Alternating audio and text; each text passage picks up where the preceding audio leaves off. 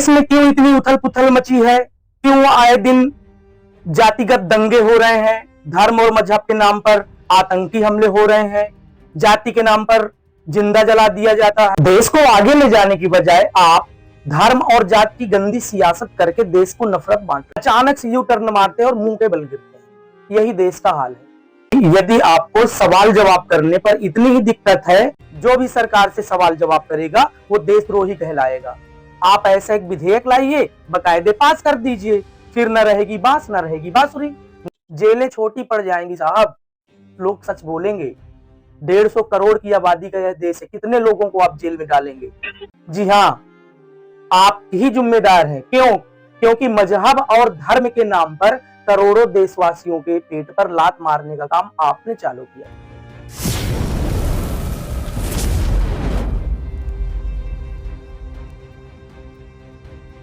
दोस्तों, देश में क्यों इतनी उथल पुथल मची है?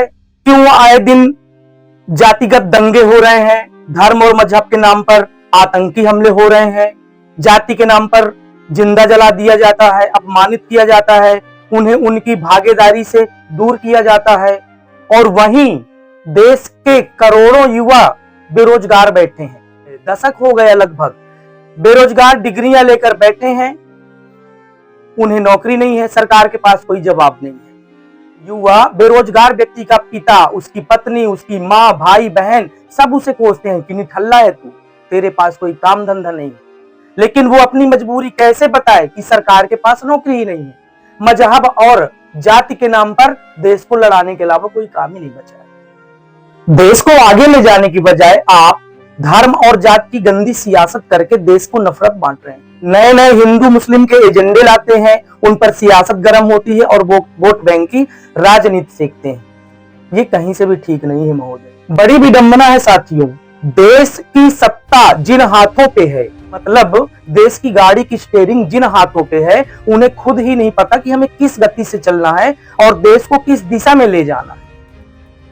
वो एक लर्निंग स्टेप ड्राइवर की तरह है, उन्हें पता ही नहीं कि देश को किस गति से किधर ले जाना है, कहां पे ब्रेक लगाना है, कहां पे टर्न मारना है। अचानक से यू टर्न मारते हैं और मुंह के बल गिरते हैं। यही देश का हाल है। और सबसे गंभीर और शर्मनाक बात यह है कि यदि सरकार से कोई सवाल जवाब करता है तो उसे देशद्रोह का मुकदमा लगा दिया जाता है, उस पर उसकी एफआईआर हो जाती है, उसे पुलिस ले जाती है, गिरफ्तार करती है, मारती है, टॉर्चर करती है, बिना किसी सूचना, बिना किसी नोटिस के उनके चैनल बंद कर दिए जाते हैं। यह देश का दुर्भाग्य है और कुछ नहीं। अरे भाई, यदि आपको सवाल जवाब करने पर इतनी ही दिक्कत है तो आप हमेशा की तरह संसद में एक बिल लाइए, उसे पास कर दीजिए, जैसे हमेशा की तरह बलपूर्वक पास कर लेते हैं, और उसमें लिखिए कि सरकार से सवाल जवाब करना या कि सरकार के ऊपर कोई जिम्मेदारी देना राजद्रोह है, देशद्रोह है। जो भी सरकार से सवाल जवाब करेगा वो देशद्रोही कहलाएगा। आप ऐसा एक विधेयक लाइए, बकायदे पास कर दीजिए, फिर न रहेगी बांस न रहेगी बांसुरी, न विपक्ष होगा न कोई सवाल जवाब होंगे। अब वैसे विपक्ष की भूमिका कहें तो वहां पर रूलिंग पार्टी के अपोजिट विपक्षी सरकार बस नहीं है, देश का हर नागरिक विपक्ष की भूमिका निभाता है। आपको क्या लगता है कि देश के कुछ सच्चे पत्रकारों या यूट्यूबरों के आप चैनल बंद कर देंगे तो क्या देश में कोई सच बोलना बंद कर देगा? नहीं होगा, और ज्यादा क्रांति उठेगी और लोग सच बोलेंगे। किसको किसको आप बंद करेंगे जेलों में? जेलें छोटी पड़ जाएंगी साहब, लोग सच बोलेंगे। 150 करोड़ की आबादी का यह देश है, कितने लोगों को आप जेल में डालेंगे?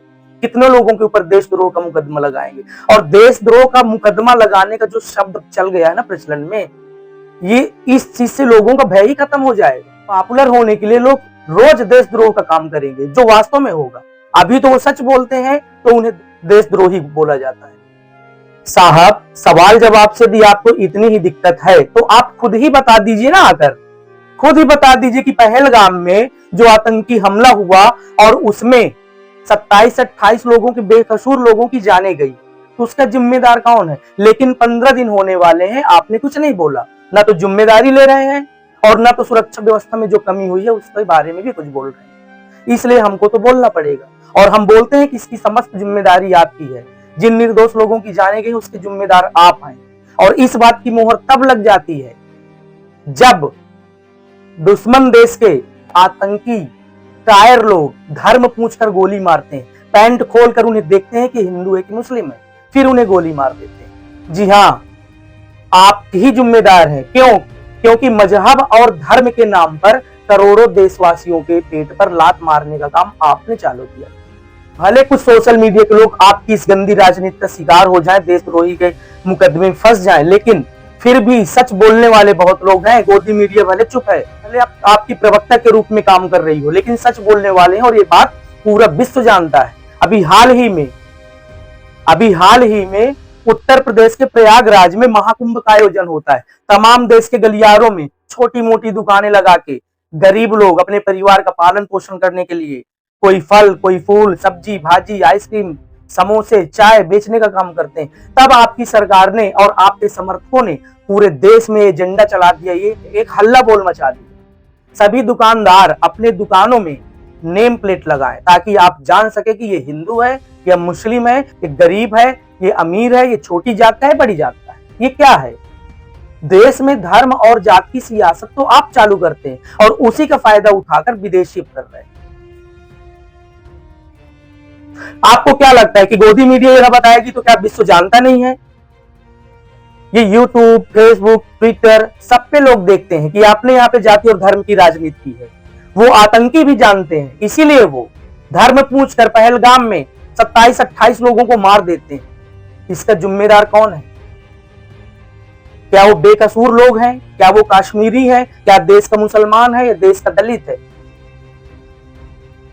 उसकी जिम्मेदार सरकार है, क्योंकि सियासत और धर्म की राजनीति आपने चालू की है। अतः आपसे निवेदन है, श्रीमान मौजूदा सरकार और श्रीमान सरकार के समर्थक गण, आपसे निवेदन है कि देश में धर्म और जात की राजनीति करना बंद कर दें। हमारी लड़ाई है पाकिस्तान के प्रायोजित आतंकवाद से, न कि देश के मुसलमान और दलितों से, गरीबों से। फूल माला बेचने वाले, सब्जी चाट भाजी बेचने वालों से जाति या धर्म का नाम लिखकर नेम प्लेट लगाने से क्या देश आगे तरक्की करेगा? क्या देश के लिए कहीं से सही है? आप चिंता करिए उन बेरोजगार लोगों की जो बैठे हैं, उनकी ओवरएज हो गई, क्या करेंगे वो अपने परिवार का? कैसे पालन पोषण करेंगे? कैसे देश तरक्की करेगा? शिक्षित तो हैं, किसी के बाप ने घर बेचकर, किसी के बाप ने जमीन बेचकर, किसी ने कर्ज लेकर उनको पढ़ाया। कोई मास्टर, कोई डॉक्टर, कोई पीएचडी किए बैठे हैं, बीटेक किए बैठे हैं। ना तो आपके पास नौकरी है और ना ही भर्तियां हैं। आप उसकी ओर ध्यान दें। पहलगाम में आज तक कुछ नहीं हुआ। न तो पुलवामा आतंकी हमले की जांच हुई और न दोषी पाए गए, और न ही पहलगाम में 15 दिन हो गए। आतंकवाद का पता नहीं है कि वो जंगलों में घुस गए कि समा गए। कहां गए वो? सर, कोई छू मंतर वाली तो कोई प्रक्रिया नहीं है कि वो पहलगाम से निकल के जंगल में छू मंतर मारे और गायब हो गए। कहां गई सर्जिकल स्ट्राइक? क्यों नहीं ढूंढ पा रहे हैं आपके सैनिक? अतः श्रीमान जी से निवेदन है कि देश में धर्म और जात की राजनीति करना और कराना बंद कर दें। इसी में देश की भलाई है। देश कितने गर्त में जा रहा है इसका अनुमान लगाइए। सोचिए कि देश के करोड़ों लोग बेरोजगार बैठे हैं, जिनके पास खाने का नहीं है। लाडली बहनों को 1000-1200 रुपए देने से कुछ नहीं होने वाला। उन्हें नौकरी दीजिए, रोजगार दीजिए, शिक्षा का विस्तार कीजिए। जातिवाद, धर्मवाद ये नहीं चलेगा। देश को फिर से गर्त में मत लाइए। हमने अपने पहले वीडियो में भी कहा था कि जवाबदार सरकार है, चाहे कोई भी आतंकी हमला हुआ हो। 2014 के बाद 2025 तक, 2014 से लेकर 2025 तक लगातार आपकी सरकार की मौजूदगी में आतंकी हमला हुए हैं और बड़े बड़े हुए हैं, किसी की जांच नहीं।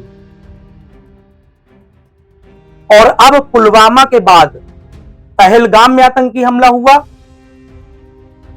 गोदी मीडिया गला फाड़ फाड़ के आपकी गुणगान कर रही थी, लेकिन हुआ क्या? कुछ नहीं।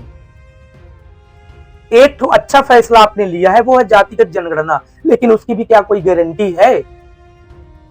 आपकी हर बात की गारंटी आप बोलते हैं, लेकिन क्या इस बात की गारंटी है? पूछता है भारत। इसी के साथ सभी दर्शकों को मेरा प्रणाम, मेरा नमस्कार। आपसे निवेदन है कि यदि चैनल को आपने सब्सक्राइब नहीं किया है, चैनल पे नए हैं तो हमारा चैनल सब्सक्राइब कर लें, प्लीज सब्सक्राइब कर लें। आप जब तक सब्सक्राइब नहीं करेंगे तब तक हमारा मनोबल नहीं बढ़ेगा। तो आपसे निवेदन है कि हमारा चैनल सब्सक्राइब कर लें। जय हिंद, नमस्कार।